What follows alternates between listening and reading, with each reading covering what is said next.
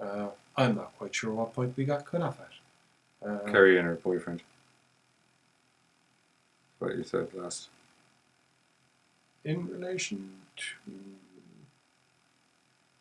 Anyway, like I said, not quite sure when I got cut off. So, by showing basically what can happen when someone decides that, well, actually, to be fair, they didn't exactly decide to get involved with these people, but there is a reason that they were chosen for this, I guess.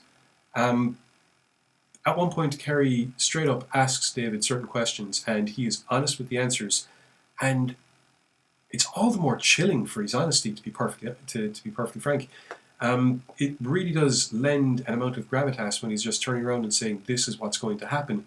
There's nothing that can be done about it. There's nothing you can do about it, except it's going to happen. Even the few attempts Kerry makes at rebellion, I suppose, the results aren't what she's looking for, and it just seems to escalate the descent that she's unfortunately hooked into.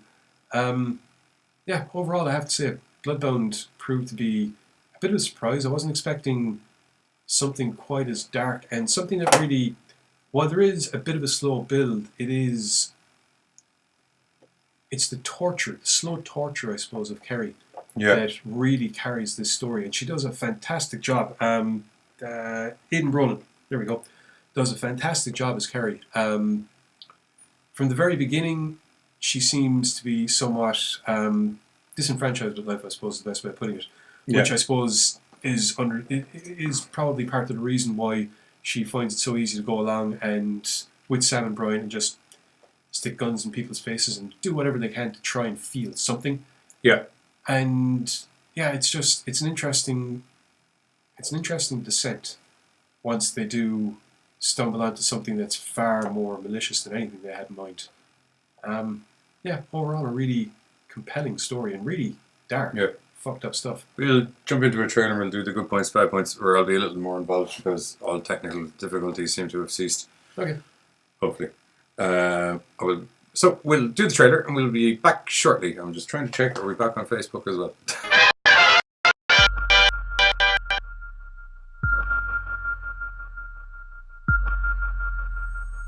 Aren't you the ones that moved into the Turner house? Yesterday. That's a beautiful home. This is really a very peaceful place. This ought to make you feel better. Where'd you score that? Some guy over in Littleton. What guy? I'm David. Let's take a walk. There's a prophecy in my family that says I will lead my people to a higher plane. Every 25 years, we must sacrifice 4 human lives. We've been waiting for you. They're witches. What else could they be? Have you ever been in love? I've come to see your parents. Why? We have to tell them about the baby. I'm sorry. I'm sorry. Our blood runs through your baby's veins. He is family and will be sacrificed accordingly. You can't just let them do whatever it is they want to do with us. This is not a date. This is kidnapping. It's a good trick, right? You've been having any weird dreams lately? This is dark magic.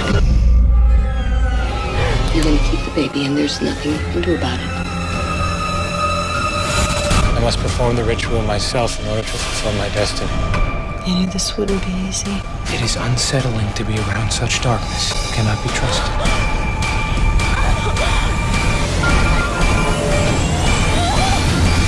Are you gonna kill me?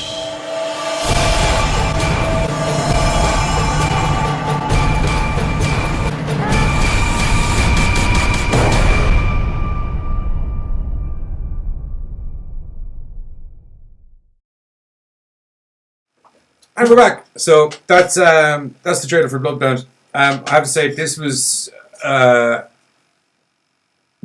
hard watch, but it was by intention because it's some of the stuff to do to that poor girl is very disturbing. It is, like I said, it's because of the after the initial event, the rest of the movie is primarily psychological torment, I guess.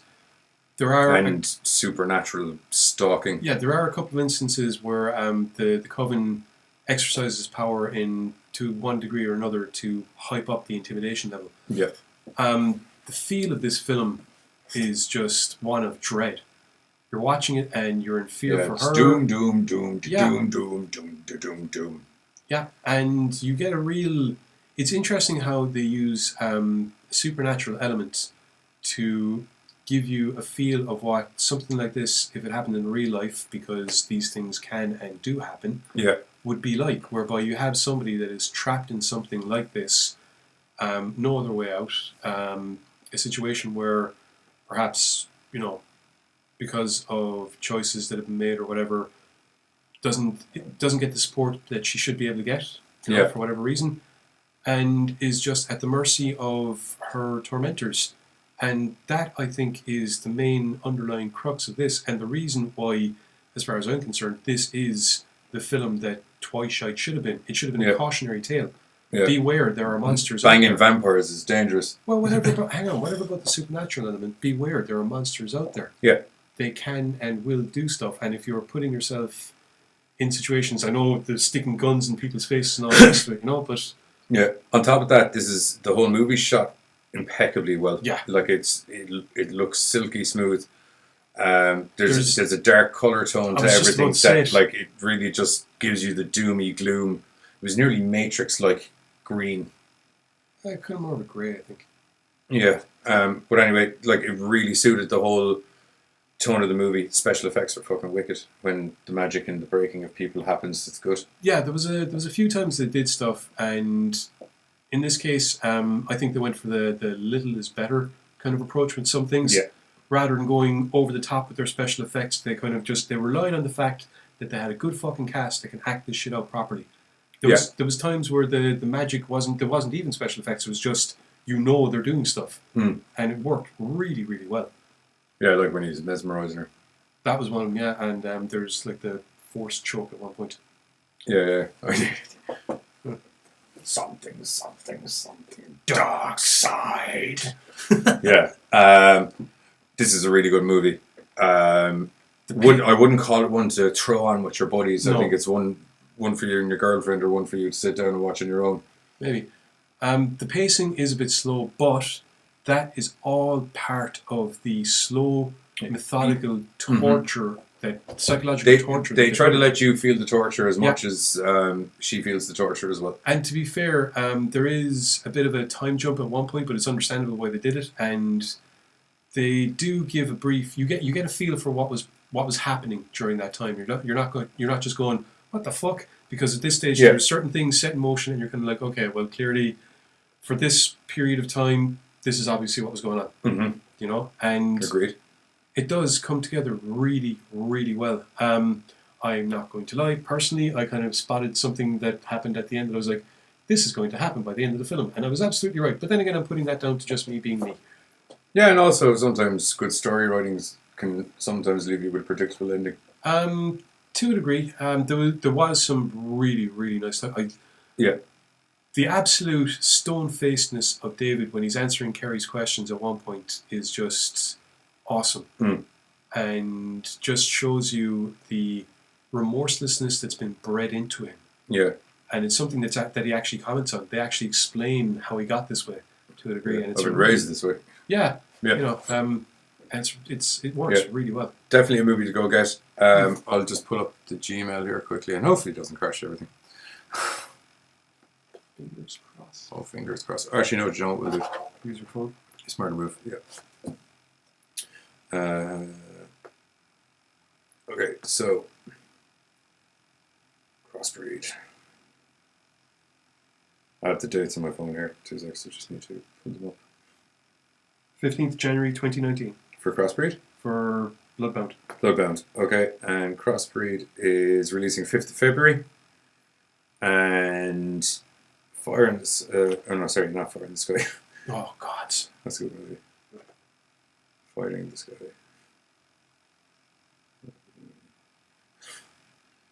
No, that's just this one. Fighting the Sky is coming February 5th as well. So, there you go. If you like aliens, you got some aliens, and if you like witches you got some witches, but not funny witches, because these witches are not funny. Fucking serious fucking shit, man. Okay, anyway, from myself and the Giz, make sure to come join us over in American Horrors at 2:30 a.m. GMT, 8:30 p.m. CST-ish, where we're going to be doing a review of a highly entertaining movie, as we said, called Camp Dead 3D, or Camp Dead 3 in 2D. It's good. Yeah, there we go. It's all good.